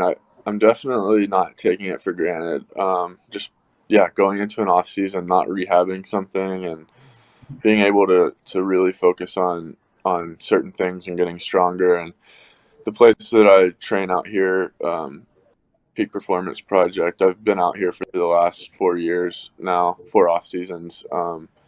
And even our trainers out here, they've spoke volumes to just where my body's at compared to the past few off seasons where I was rehabbing and stuff. Just in my full body assessments, they have just echoed that I'm in a way better position, just as far as health wise and body wise and strength wise. So, you hear this a lot, but I feel like I haven't been this strong in a while. So I'm chomping at the bit to get back down to Florida and ready to rock. Daniel, you are really, truly, a man of the people. And I'm kind of curious. This was such an odd season where there weren't fans in the stands. I guess we're hoping, I know you're in California, they're under lockdown, I guess, again right now. So, when you come back to Detroit, are you looking forward to maybe having people in the stands? Did it affect you? Did you miss it, or were you able to channel that out, not having people there cheering you on? I think a lot. I think every athlete has the ability to kind of channel in and really focus on the game and the task at hand in that moment. So as far as game speed and everything, once you're in between the lines, it's kind of game on. but you're right. I mean, going to the field and BP and all that stuff, I mean, we missed the fans so much, and it felt really, really weird the whole year. You never really got used to it, you know? So I think that we're all just kind of hoping and praying that we can have, you know, the city of Detroit and the stadium when we get back out there, because it was weird, and we missed that energy and the feel, and you know, it's just it's not. I mean, it is baseball, but it's really not. It's just different. It's a different game without the fans, you know, and so we miss that a lot, and I think that, you know, hopefully as a country and as a world we can sort of get to a point in this pandemic where we can get back to some normalcy and have our sports back, you know. And of course, everything that's happening in the world right now it's a bummer. Everybody's suffering in their own way or trying to get through this in their own way. But one thing as Tigers fans that was specifically a bummer that we couldn't be in the stands this year was how exciting this team is. You guys are really on the up and coming. You talked about some of the young pitchers that you're with, including Casey Mize and Tarek Skubal. So how excited are you for the future of the Detroit Tigers? Yeah, I'm super excited. And, you know, you're spot on. I mean, we all know that it's been a rough few years, you know, in the win and loss column. But I really think even going back to 2019, we've started playing a lot better baseball, and we're not collectively making the mistakes that we were, you know, in the other years. And I think that winning feeling and that like feeling of going to the field and knowing that we can really do damage is right around the corner. And I think that, like I said, I mean, last year that we were hot for a while and we were all super excited and we were kind of in it, you know. So I think that, you know, with the addition of AJ and Chris and all the other coaches that we hired, I really think we can surprise some people this year and really be in the mix for where we want to be. Daniel, I need to ask you this. I mean, do you still have the original Shaggy, or are you on Shaggy 2? Are you tooling around Cali in that legendary van? Of course, I still have Shaggy. It's back in Tennessee, my parents' home. I still drive it when I'm home. Out here, I've got a 1973 Ford Econoline that I sort of gutted. It's an old motorcycle shop van, and yeah, I gutted it out and put some, like, a bed frame and storage and wood flooring and all that. So, yeah, I don't know. I like old cars, and so I've got a couple vans, yeah. I actually just picked up a new rig yesterday. I was surfing at this spot a little bit north, and I saw this old 1988 Volvo for sale, and I called the guy and I said, "Hey, I saw the rig. What are you asking for it?" And he was like, "Oh, like $2,000." And I was like, "Sold. We'll make it happen." And so I got another little beach mobber that I can stuff some boards in there. And so, yeah, I just like old stuff. World's most interesting man, I swear. Right. That's why he's a Renaissance man. Well, Daniel, thank you so much again for taking the time to join us today. It was really great catching up with you. And I can tell you this, we are very much looking forward to next Tigers season. Yeah, likewise. I can't wait. Thanks again, Daniel. And of course, a big thank you to McLaren Healthcare for presenting Brush Street Beat right here on the Word on Woodward. Another thank you to Daniel Norris for joining us. And I swear, every time we chat with him, he makes me feel like I need to pick up a new hobby. So if you guys have any suggestions for me, let me know. And right now, I'm going to toss it over to Art Regner, who is joined by a very special guest for our headliner. That's right, Danielle. At this time, the headliner presented by Miller Lite. Let's bring in Tiger broadcaster, telecaster, whatever the proper term is for Fox Sports Detroit, the voice, the television voice of your very own Detroit Red Wings, Ken Daniels. Ken, thanks for joining us. Really appreciate your time today. You scared me for a minute, Art. You said Tiger broadcaster. Oh, did I? Red Wings, yeah. Well, you know what? You can do baseball. I was worried. It's been a while. I would say that the mustachioed Ken Daniels that I originally know from the CBC probably could have called baseball as well. Well, I hosted baseball in the World Championship years of the Blue Jays in the early 90s when CBC Television had baseball. So I hosted the Blue Jays parade back then, the days of, the Steves and the Keys and the Morris and, Alomar and Carter and all those boys. Used to do baseball. And you did have the mustache back then too, I hope. Yeah, well, don't say hope. I was trying to look like Tom Selleck. It didn't go well. I think I shaved it. I remember the day I shaved it because it was 1995, and I was working the Indy races for CBC Television in Toronto and Vancouver. So I covered Indy racing for a number of years, and it was have those fire suits in the pits, and it was so hot one day, and I was driving home back then without air conditioning in a Honda Prelude. And I was so hot, and I said, screw this. And I went inside the house and I shaved. And my wife, when I walked outside, she had never seen me without a mustache before because I'd had one since the 80s. And I walked outside, I had shaved it, and she screeched, but it's never been back since, except during the lockout and recently with COVID. But, I think it was better. It was more torts when you could have a little goatee with it. It was a little better. Yeah, I have to admit, I haven't seen you clean shaven in months, and I did a double take. Maybe that's why I said Tigers instead of Red Wings. I go, wait a second, is this Dan Dickerson or somebody? Who is this guy? But anyway, we should probably get into hockey because I love you in a mustache. I mean, that's the Ken Daniels that I remember. I can, that Sunday night CBC Sports Report, 15 minutes. I loved watching it. I watched it every Sunday. You were outstanding in it. Outstanding. Thank you. Thanks, Art. But I'm trying to forget those days. I would use a term, but I won't. Those mustache days are long.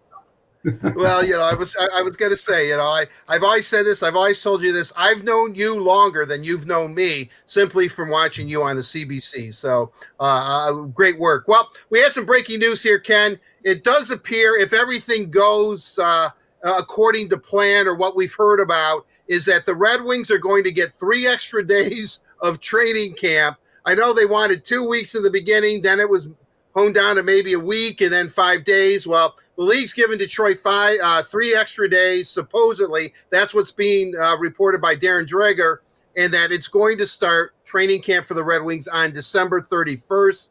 I don't know. I mean, do you think that 3 days is enough? Do you look at it? That would mean that everybody else would start on the 3rd, and then the season would start on the 13th. So what we all figured it'd be like a 10-day training camp. But, your thoughts on maybe having hockey here at old Little Caesars Arena on the 31st of December?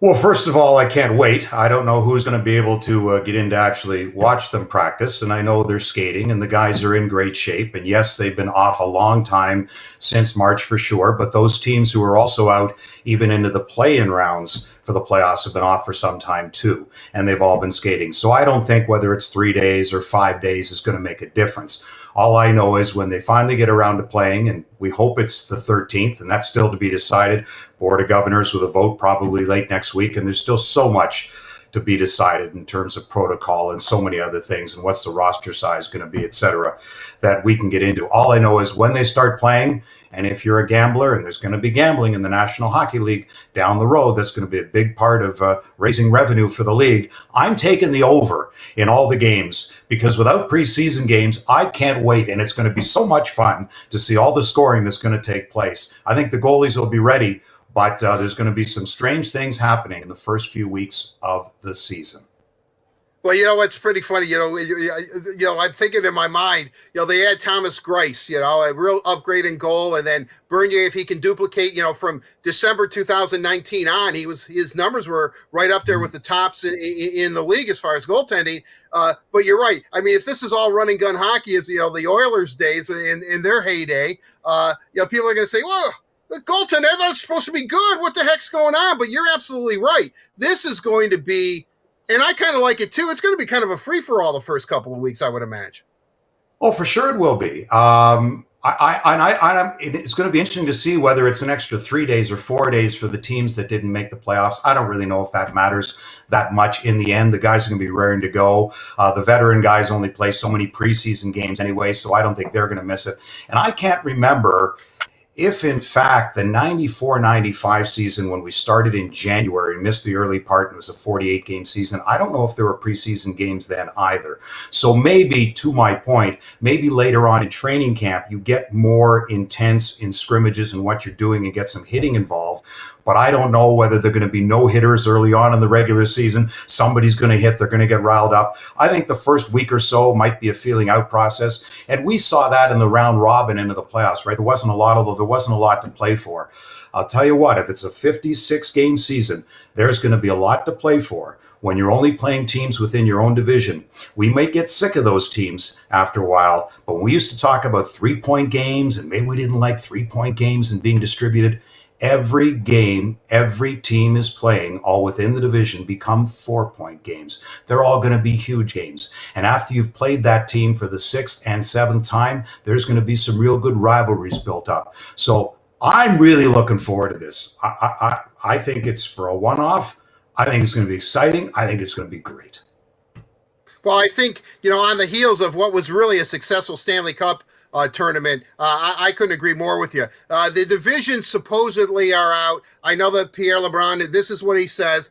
Your thoughts on it? Chicago, Detroit, Columbus, Nashville, Florida, Tampa Bay, Carolina, and Minnesota. I guess I'd like to see St. Louis in there and put Minnesota in the West. But overall, I kind of like this division because, as we've talked about, the way this is going to break out, the Red Wings are going to play the other 7 teams in their division 8 times. So there's going to be a lot of that Detroit-Chicago rivalry is really going to be ignited this upcoming season.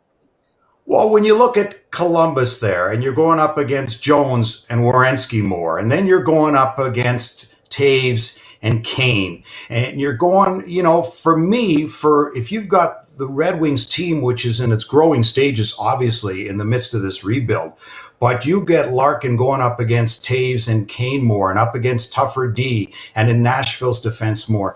I think it's going to be good, and it's going to be the grind, and you're going to learn how to grind against these guys, and then you throw in Tampa Bay, right, and Hedman and Sergachev and what you're going up against, and Stamkos and those guys. So I think as a learning process in a 56-game season, when you're go, I think it's great for a young Red Wing team to learn and go up against these guys night after night to see what you're up against. When you showed those divisions, the one that I think is maybe the best division is you got Pittsburgh and Philadelphia and the Rangers, the Islanders, Washington, Boston, Buffalo, and New Jersey. I don't know if Boston's going to make the playoffs. When you've got, Marchand out right now and Pasternak, and they were 4 or 5 months out with injuries. You no longer have Torrey Krug. Who's missing? Washington. Are they going to miss? Holtby's gone. They're going with the young goalie. Is Eichel going to miss again out of that division? You got Pittsburgh, Philly, Rangers, Islanders. Who's missing there? It's going to be fascinating to watch to see which of the 4 teams get in night after night. And you take that division to division. I think it's going to be great. And to me, I look at a team like Boston, which is a perennial Cup favorite. They could miss. They could miss the playoffs. In 56 games, I think it's a fair amount of games if they can get that in. It's not 48, 56. Okay, it's not 70 or so, but you can establish what you got going there. So I think all the divisions is going to be very interesting to see. And that's why I think every game is so important with so much on the line. And there's going to be great animosity built up. And the way the travel is going to be, you're going back to back or 3 and 4. A lot of costs got to be factored in, Art, and where you're traveling to. And you're not going to just go one-offs. You're going to want to get 2 out of the way. You're going to have to condense it a little bit. You're going to have to leave room if COVID spikes again. So there's still so much to be decided. But I think it's going to be great in the end when they figure it all out. Well, I'll tell you what, I think the teams in the Canadian division and in that Eastern Conference, when you look at how the Central Division is, and especially the Western Division, where 3 non-playoff teams, and they play within the first 2 rounds within division, there's going to be some teams with some nice point totals that might not even make the playoffs, and Boston could be one of them. That is a great point because you're right. That East is stacked, and then all the Canadian teams together, where rivalries abound. I mean, that's going to be a lot of real good hockey. And as you said, I couldn't agree with you more. I'd really like to spend more time on that and get into roster size, but I want to ask you a little bit about honing in on the Red Wings here. I know that we've talked about it. We did a couple of shows, a pre-draft show and a post-draft show for Fox Sports Detroit. But when you look at the Red Wings season, you see the transactions that they've made. How would you assess Steve Yzerman's offseason? I think it's terrific for what he did on short-term deals, and it gives them depth. And we're going to need some depth in a 56-game season. And again, to my point earlier, you got to figure out what's going to happen with the taxi squad. American Hockey League guys, how many allowed to handle? There were some teams with the salary cap part who wouldn't get to 23 players because they'd have to handle 20. But how do you do that? Are they on AHL salaries in the NHL? Are they on AHL, but they get NHL per diem? All that to be figured out. But for what Steve did in the additions that he made and giving more depth, and we'll see if Fabry winds up in the middle or Nemesnikov, and right there, it moves down Filppula if you want. It moves out Nielsen for that. And the defense is so much stronger now. I really like, and Art, you and I talked about it before it happened, that we really like Troy Stetcher. Knowing Vancouver with cap problems, he'd be available. Thomas Greiss is great assurance and could be the number one guy, in fact, and pushing Bernier. Bobby Ryan on a one-year deal has so much to prove just to himself and the want and the desire, and he wanted to be here. I think that's so important when you have players who want to be here and play. And now with what you've got in depth down the lineup, whether it be Fabry or Zadina, who can come back along with Hronek, and yes, the others have to stay over in Sweden, many until their season is complete. It does free up the top line if, in fact, they want to keep that top line together all year, and things happen with injuries, etc. But with Larkin and Bertuzzi and Mantha, it frees them up a little bit and gives you different choices on the power play too. So I think this is a young group that's going to be a lot of fun to watch. And going forward, you've got a lot of room with the cap to make more room. And for what Steve added during the offseason, all those guys on short deals could be moved at the trade deadline whenever that deadline is going to be, and significant dates still have to be worked out with the Players Association and the league and through the Board of Governors, etc. But he's got a lot of wiggle room, and that's so important in what will be a flat cap for a number of years now. And I'm still waiting, as you and I talk, Art, we're still waiting, aren't the both of us, for a Tampa Red Wing deal somewhere, just to be a nice guy to help out Brisebois? Well, right. You know, I think eventually if he makes another deal, but I don't think there's an urgency in Steve's mind that he has to do something. I think he's want to see what he has on the ice first and see, perhaps, a Rasmussen surprises. I'm stuck on Michael today for some reason, comes back and, boy, he's the third line center or whatever. I mean, obviously Steve said it'd be great if we could catch a break if a guy really came in here. I want to ask you, and I know we're running out of time here, but you talked about rosters. I think it's The Athletic that reported that it looks like they're going to expand the rosters from 23 to 26 and a 4-man taxi squad, which means that there's going to be 30 guys that will pretty much be available because of COVID restrictions. I've been saying 30 guys the whole time, even though 4 of them are going to be a taxi squad. I think that makes the most sense to me, Ken. I know you've talked about the horror show financially that this could be for teams, but they're going to have to expand their rosters because not so much of injuries or whatever the history of the AHL season is. They're going to have to expand it just because of COVID-19. There's probably going to be positive tests, especially if they're not in a bubble. For sure. Oh, I'm sure there will be. And if they can contain it, that's fine. And I think that's why when the schedule comes out, and it's going to be interesting to see how they do the schedule, do they do the first part? Because I would think come playoff time, and who knows, in a short season, anything can happen. I would think come playoff time, there will likely be fans in the building or toward the end of the season. Again, there's so much of the unknown. It's not what the National Hockey League is doing. It's what the world is doing and how many want the vaccine, how many can get the vaccine. So we're going to have to all play that by ear. In the end, yes, the agreement and players and taxi squad and what they make, everyone's going to take a hit right now. The players are, the owners are. That's why they're trying to work this out. And, whether you get even in this and the players and it's a 50-50 business, it may take 5 or 6 years, Art, until this plays out. But what generally happens with players in an agreement like this, the players who are in now, those who wind up paying for it down the road in the agreement and the paybacks, are going to be the Mo Siders of the world, the Joe Velenos of the world in 4 and 5 and 6 years down the road. True. That's when it comes back and they play, because that's what happens. A veteran guy said, well, you know what? We paid when we were young, and this is how the agreement's going to happen. We're in now, and hopefully at some point, everybody's going to be made whole when the business gets back to normal. It's going to take a few years, but I think what they got planned right now is wonderful, and I can't wait to get back at it and get back on the air. And I think guys are just itching to play, and fans are itching for the game, and I think it's going to be wonderful to watch. And this team, this Red Wing team, is going to be exciting to watch. They're going to be competitive. Well, I agree with you. And Ken, real quickly, I have to ask you, I know the Scotty Bowman roast, the virtual roast for the Jamie Daniels Foundation, was very successful. Anything coming up? How can fans get involved? You know, this time of year, regardless of a pandemic or not, people are usually pretty generous. Yes, and we did Giving Tuesday as well. And on our website, if you go to jamiedanielsfoundation.org, we still have sweatshirts, T-shirts available. You know, we're trying to end the stigma surrounding mental health and substance use disorders. So jamiedanielsfoundation.org, you can donate there. We are planning another roast. We just don't know whether it'll be live next August at Motor City Casino, where we do another virtual event.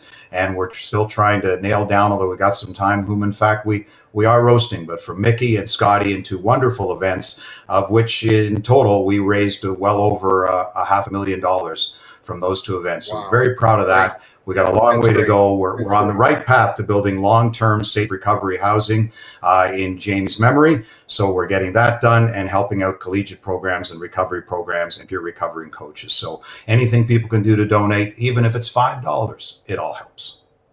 Well, that's great, Ken. Obviously, I know it's near and dear to your heart. It also is to me, and that is just great. And I want to thank you for being here on The Headliner. It is the television voice of the Detroit Red Wings. Occasionally moonlights as a baseball announcer, I guess. But Ken, it's always a pleasure. Happy holidays to you and your family. Look forward to seeing you down at the rink very, very soon. Thank you. Thank you, Art. Same to you and yours. All right, that'll do it for this edition of The Headliner, presented by Miller Lite. It is the original light beer. It's only 96 calories. It tastes delicious, and it's available for delivery. Carly, back to you. Thank you, Art. All right, it's just the 2 of us. It's time to get into Let's Socialize. I have a few questions for you that I'm excited to ask, so let's get right into it. By the way, loved the Ken Daniels interview, as always. Stand-up guy. That was awesome.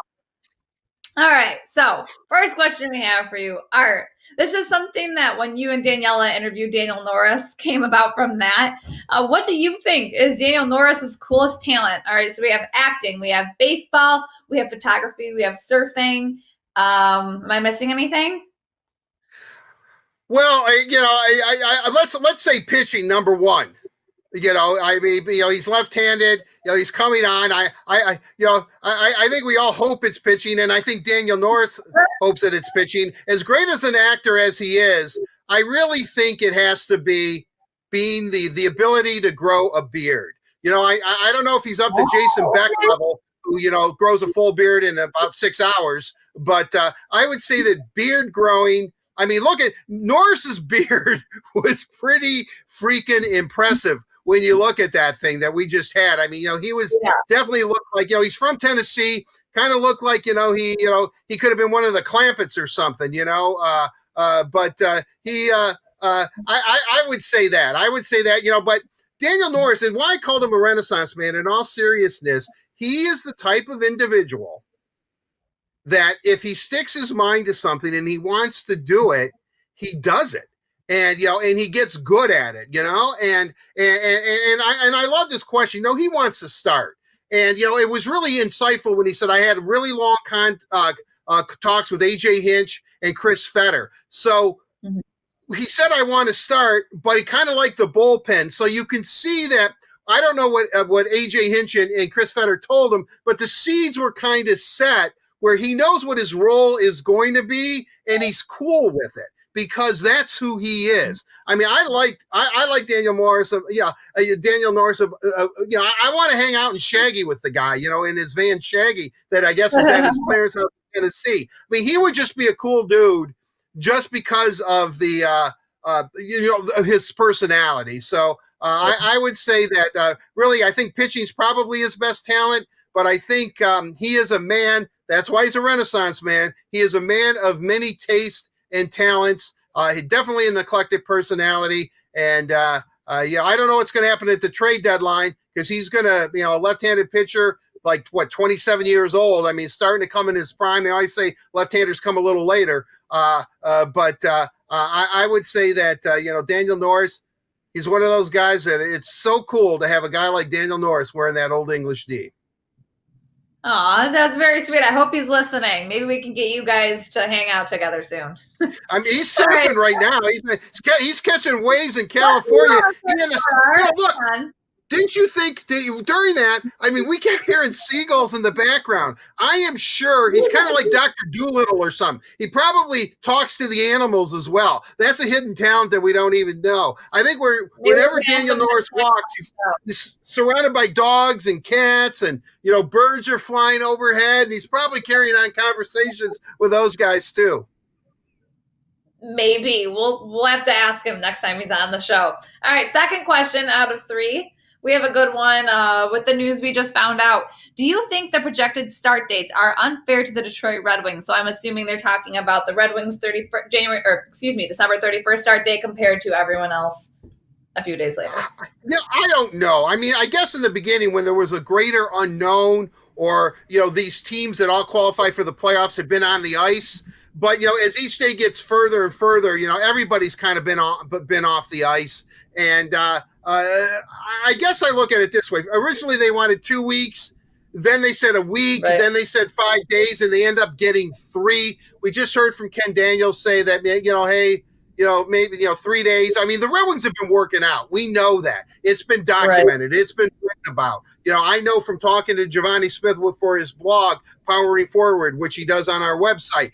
He because of his visa, he's been able to go back and forth. He works out in Canada, then he comes over to the United States. The Red Wings have, and there's a lot of NHL players that live in the greater metropolitan Detroit area. I can think of like Cam Fowler, Zach Werenski. I mean, those guys are all working out. They all work out together, And so I guess based on that, I would have liked to see more than 3 days. The Red Wings traditionally play on New Year's Eve night if they're not playing an outdoor game the next day. So, having Red Wing hockey on New Year's is cool. I think that would be great if they start training camp that day. Maybe a special edition of the Word on Woodward. You never know. But I would think that that's good. I think that's cool. Actually, well, no, I guess it would be a Wednesday, the 31st, right? Or no, maybe it would be Thursday. Friday or Thursday. Friday's the 1st, right? Or maybe I don't know. I should look at the calendar. I know. Anyway, I'm thinking out loud. You know what? I don't think it's that bad. It'll be interesting to see what the players have. You can never have enough time. You're not playing. Everybody's in the same boat. I would have liked to have seen to give them at least a week, at least 5 days, if not 7. Just because the Red Wings, it's a brand new team in a way. Steve's brought in a lot of guys. Blashill's going to have to do a lot of assessment. Steve's going to have to do a lot of assessment. Are they going to make a move? How do the guys that have been playing in Europe and come over, how do they look? But I guess maybe a 3 extra day window, maybe they can make those decisions or get a pretty good idea of what they have. But I would have liked to have seen it a little bit longer. I agree with you there. I really do. It's something that John Ogrodnick and I were talking about earlier, and just how it's not enough time to get great back interview. Great interview with Johnny O. I love Johnny O, man. One of the best one-timers I've ever seen. Mickey. I mean, there were a lot of good ones back then, but Johnny O, baby, woo, he could fire that puck. He's a funny guy too. All right. Final question we only have a few minutes left of the show, and this is the question I had to ask you. Are you going to get your cats a new castle for Christmas? Well, you know what? I was actually thinking about that because this one is obviously on its last legs. At one time all rescues, there were 7 cats. Now we're down to 3. And this thing, although I don't know, this way. My man Vinny. I told my man Vinny I'd give him a little bit of screen time today. There we go. Vinny. Yeah. And then I'm going to decorate the place. I definitely am thinking about getting a new cat castle. This one, as I said, I mean, it served its purpose, but I will say one thing, and I'm not cheap by nature, or even frugal. I'm or a spendthrift or anything. I mean, I just blow through wads of cash constantly. I mean, I have no self-control.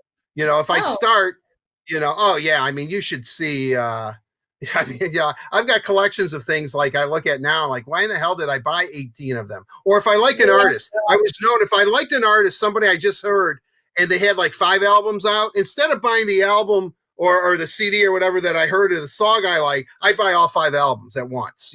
That's weird. That is definitely weird. You go 100% into whatever you love. Yeah, very, very. Juliana Hatfield. I obviously I love her. But with that said, I want to say that they're expensive. Have you ever gone out and checked a cat castle? You look at and all it is it's remnants from carpeting, and somebody builds it. I'll look at it. Oh, well, this is pretty cool, and I'll look at it. It's $400. It's what the hell? I mean, $400? I mean, okay, granted, I flunked shop in junior high school. I actually got an E- in metal shop. You'll appreciate it since you're coming off your thumb injury. I'm all thumbs when it comes to being mechanical or anything. I couldn't build one. I would like to, because they should be easy, but there's no way. But boy, I'm going to have to lay down a healthy buck to get the kind of cat castle that Emilio, Buddy, and Reba deserve. And they deserve the most amazing cat castle, a Schloss Neuschwanstein of felines, if you will. So maybe we can start a GoFundMe for a new cat castle for Art. But that's all I have for you. Okay. Thank you, Carly. I guess not only do I appreciate it, but Emilio appreciates it, Buddy appreciates it, and of course, Crazy Reba really appreciates it. Reba, I'll never get over those names. Amazing cats. Can't wait to meet them someday. All right, well, Art, thank you. That's all we have for Let's Socialize. I also want to give a thank you to AAA with free roadside assistance for first responders and healthcare workers. Fighting to defeat COVID-19, you protect us by going to work every day. Let AAA protect you on the way there and back. Fun show today. Miss Danielle at the end there. It's always fun when the three of us can get together. But if you missed anything in the show, you can catch up watching the interviews on the WOW YouTube channel or listen to the show as a podcast on Google Podcasts, Apple Podcasts, or Spotify. We'll talk all about all this weekend's news, as we know there should be some news coming out of the hockey world. We'll talk about that and much more next week on The Word on Woodward, coming to you on Tuesday at noon on Detroit Tigers and DetroitRedWings.com, YouTube, and Facebook. Until then, you guys, enjoy your evening and enjoy the weekend. We'll see you on Tuesday.